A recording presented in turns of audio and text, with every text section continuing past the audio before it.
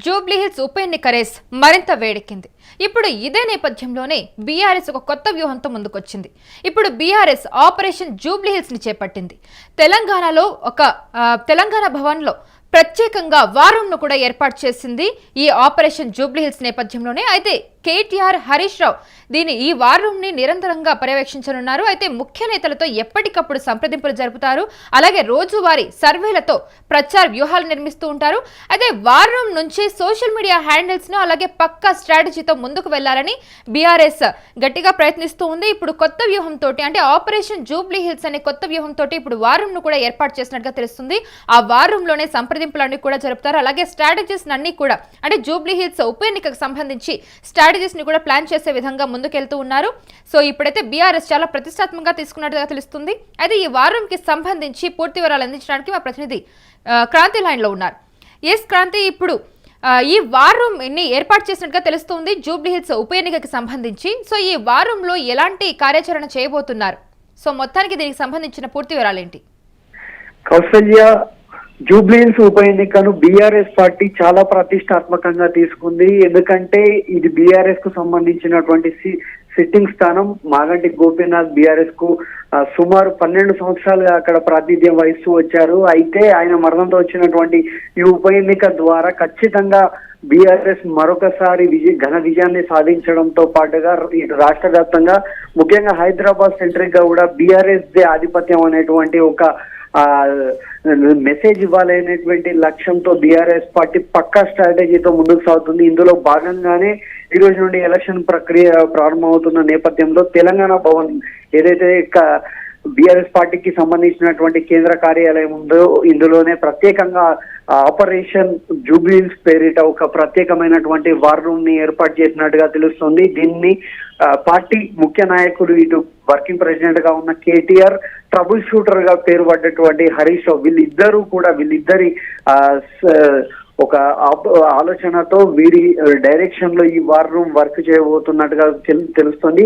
24 గంటల పాటు ఈ వార్ రూమ్ కేంద్రంగా జూబ్లీహిల్స్ ఉప ఎన్నికలో అనుసరించాల్సిన వ్యూహాన్ని అక్కడి నుండే సోషల్ మీడియా యాక్టివిటీని కూడా ప్రారంభిస్తున్నట్టుగా కూడా మనకు సమాచారం అందుతుంది. ఇందులో ముఖ్యంగా బీఆర్ఎస్ పార్టీ గత 10 ఏళ్లుగా చేసినటువంటి పాలనలో చేసినటువంటి అభివృద్ధి కావచ్చు, 2 సంవత్సరాల్లో జరిగినటువంటి అభివృద్ధి, వీటిని బేరీజు వేస్తూ ముఖ్యంగా సోషల్ మీడియా ద్వారా ప్రచారాన్ని ముమ్మరంగా సాగించాలనేటువంటి లక్ష్యంతో ఈ స్ట్రాటజీని అమలు చేస్తుంది. ఇక్కడ 2 విధాలుగా చూడొచ్చు బీఆర్ఎస్ స్ట్రాటజీని. ఇక్కడ గ్రౌండ్ లెవెల్లో కార్యకర్తలు, ముఖ్య నాయకులతో ఇంటింటి ప్రచారం నిర్వహించడంతో పాటు ఇక్కడ వార్ రూమ్ లో స్ట్రాటజీస్ ముఖ్యంగా ఏ ప్రాంతాల్లో వీక్ గా ఉంది, ఏ ప్రాంతాల్లో పార్టీ బలోపేతం కావాల్సిన అవసరం ఉంది, ఏరియాల్లో ప్రత్యర్థి దూసుకుపోతున్నాయి అనేటువంటి విషయాన్ని తెలుసుకోవడం కోసం ప్రత్యేకంగా కొంతమంది సర్వే టీమ్స్ ను ఎప్పటికప్పుడు ఏ రోజుకు ఆ రోజు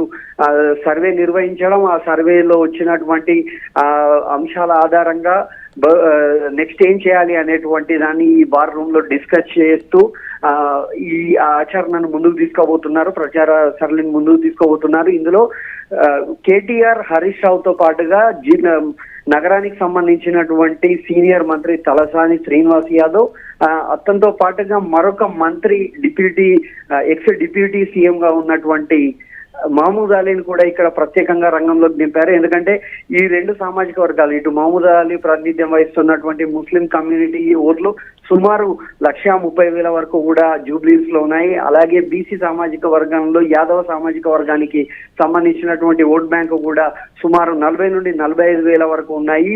ఈ ఓట్ బ్యాంకు ప్రాతినిధ్యం వహించినట్టుగా తలసాని శ్రీనివాస్ యాదవ్ ని ఇక్కడ రంగంలోకి దింపారు. ఎస్, అయితే ప్రస్తుతానికి వార్ రూమ్ ని కేటీఆర్ అండ్ అలాగే హరీష్ రావు పర్యవేక్షిస్తున్నట్టుగా తెలుస్తూ ఉంది. అయితే వీళ్ళ వ్యక్తిగత పర్యవేక్షణ పార్టీ క్యాడర్ పై ఎలాంటి ప్రభావం చూపించే అవకాశం ఉంది? తప్పకుండా కౌసల్య, ఇప్పటివరకు మనం చూస్తూ వచ్చాం బీఆర్ఎస్ లో హరీష్ రావుకు ట్రబుల్ షూటర్ గా పేరుంది. ముఖ్యంగా రూరల్ ఏరియాలో హరీష్ రావుకు చాలా పట్టు ఉంటుంది.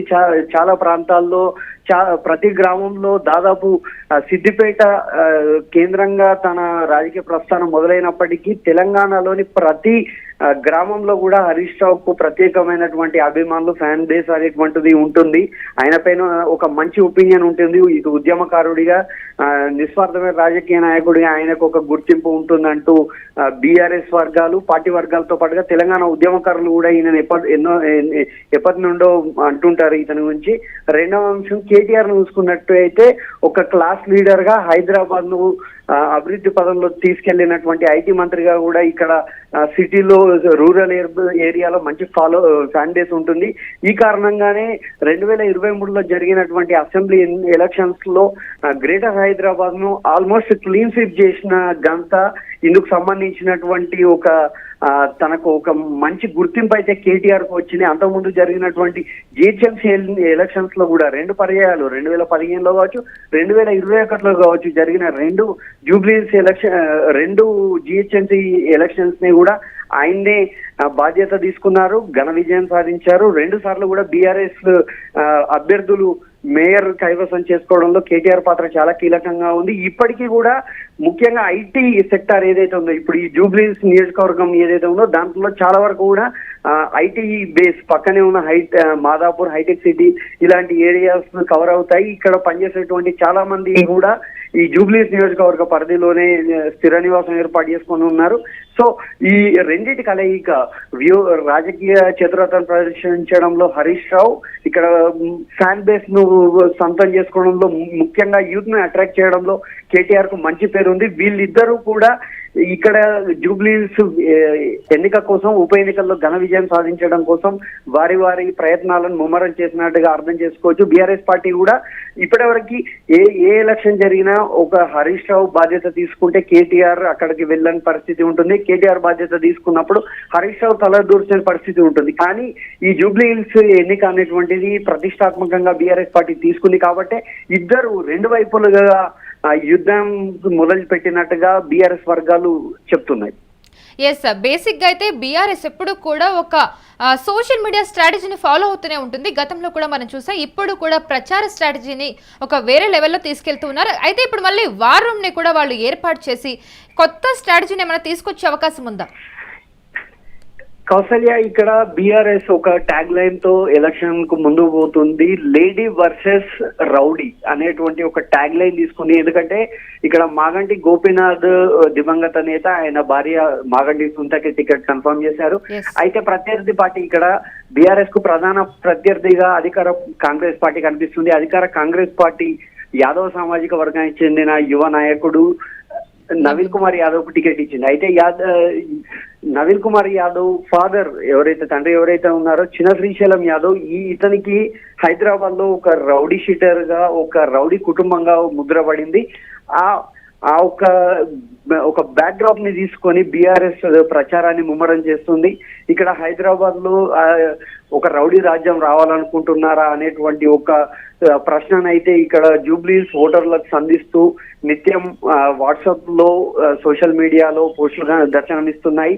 అయితే గతంలో కూడా సోషల్ మీడియాను నెగ్లెక్ట్ చేసిన కారణంగానే ఓడిపోయామంటూ కేటీఆర్ ఒక సందర్భంలో మాట్లాడారు. మేము 24 మెడికల్ కాలేజీలను తెరిచాం, కానీ 24 యూట్యూబ్ ఛానల్స్ ను ఏర్పాటు చేసుకున్నట్టయితే మేము విజయం సాధించే వాళ్ళం అనేటువంటి ఒక కామెంట్ అయితే గత సార్వత్రిక ఎన్నికల ఫలితాల అనంతరం కేటీఆర్ చేశారు. అయితే అప్పటి నుండి కూడా బీఆర్ఎస్ పార్టీ సోషల్ మీడియాను ఒక ప్రత్యేకమైనటువంటి విభాగాన్ని ఏర్పాటు చేసుకుంటూ చాలా మంది యంగ్స్టర్స్ ని, ఐటీ ప్రొఫెషనల్స్ ని రిక్రూట్ చేసుకొని వాళ్ళ ద్వారా తమ యాక్టివిటీని ముమ్మరం చేసింది. ఇదే క్రమంలో జూబ్లీహిల్స్ అంటే ఇది మొత్తం కూడా అర్బన్ ఏరియా, చాలా మంది విద్యార్థికులు ఉంటారు, నిత్యం సోషల్ మీడియాను ఫాలో అయ్యేవారు ఉంటారు. వారిని అందరినీ కూడా ఆకట్టుకోవాలనేటువంటి ఒక లక్ష్యంతో గత 10 సంవత్సరాల పాటు జూబ్లీహిల్స్ నియోజకవర్గానికి కావచ్చు, తెలంగాణ రాష్ట్రానికి కావచ్చు, బీఆర్ఎస్ పార్టీ చేసినటువంటి అభివృద్ధి సంక్షేమ పనులను అయితే గత 2 సంవత్సరాలుగా అంటే 23 నెలలు వస్తుంది రేవంత్ రెడ్డి పరిపాలన ప్రారంభమై కాంగ్రెస్ పార్టీ అధికారంలోకి వచ్చి ఈ 23 నెలల్లో నగరాభివృద్ధికి కావచ్చు, రాష్ట్రానికి కావచ్చు, ముఖ్యంగా హామీలు ఏదైతే 6 గ్యారెంటీలు కాంగ్రెస్ పార్టీ అధికారం రావడం కోసం ఇచ్చిందో వాటిలో ఏ విధమైనటువంటి వైఫల్యం చెందింది ఆ పార్టీ అనేటువంటి విధానాలను ప్రకటిస్తూ ప్రజల ముందుకు తీసుకెళ్లాలనే ప్రధాన లక్ష్యంతో ఈ వార్ రూమ్, ఈ సోషల్ మీడియా వింగ్ పనిచేయనున్నట్టుగా మనకు సమాచారం అందుతుంది. ఎస్, అయితే ఈ వార్ రూమ్ అంటే ప్రస్తుతానికి జూబ్లీ హిల్స్ ఉప ఎన్నిక నేపథ్యంలో వార్ రూమ్ ని ఏర్పాటు చేసినట్టుగా తెలుస్తుంది. అంటే ఫర్దర్ గా ఇది వేరే నియోజకవర్గాలు కూడా వర్తించే అవకాశం ఉందా? కౌసల్య, ఇక్కడ బీఆర్ఎస్ పార్టీ జూబ్లీస్ ను ప్రధానంగా టార్గెట్ చేయడానికి కారణం ఏంటంటే బీఆర్ఎస్ ఈ విజయం సాధించడం ద్వారా, ఈ ఎలక్షన్ లో సత్తా చాటడం ద్వారా భవిష్యత్తులో కాంగ్రెస్ పార్టీకి రాష్ట్రంలో తామే ప్రధాన ప్రత్యర్థులుగా ఉండబోతున్నాం అనేటువంటి ఒక సంకేతం ఇవ్వడంతో పాటుగా రాష్ట్ర ప్రభుత్వం ఏదైతే రేవంత్ రెడ్డి ప్రభుత్వం ఉందో 23 నెలల పాలనలో ఎలాంటి అభివృద్ధి చేయలేదు, ప్రజల్లో వ్యతిరేకత వచ్చింది అనేటువంటి ఒక ఇంప్రెషన్ ని క్రియేట్ చేయడం లక్ష్యంగా ఈ వార్ రూమ్ ప్రస్తుతానికైతే పనిచేయబోతుంది. ఇది కేవలం జూబ్లీహిల్స్ కోసం ఏర్పాటు చేసిన, ప్రత్యేకంగా జూబ్లీహిల్స్ ఉప ఎన్నికల కోసం ఏర్పాటు చేసినటువంటి వార్ రూమ్ గానే మనం చూడాలి. ఎస్ సార్, సో మొత్తానికి ఇదే ముఖ్య కారణమా అంటే బీఆర్ఎస్ ఇంత సీరియస్ గా ఉప ఎన్నికను తీసుకోవడానికి? తప్పకుండా ఇక్కడ బీఆర్ఎస్ పార్టీ ఈ ఎన్నికలను విజయం సాధించడం ద్వారా ఒక స్పష్టమైన క్లారిటీ ఇవ్వాలనేటువంటిది బీఆర్ఎస్ ముఖ్య నాయకుల ద్వారా స్పష్టమవుతుంది.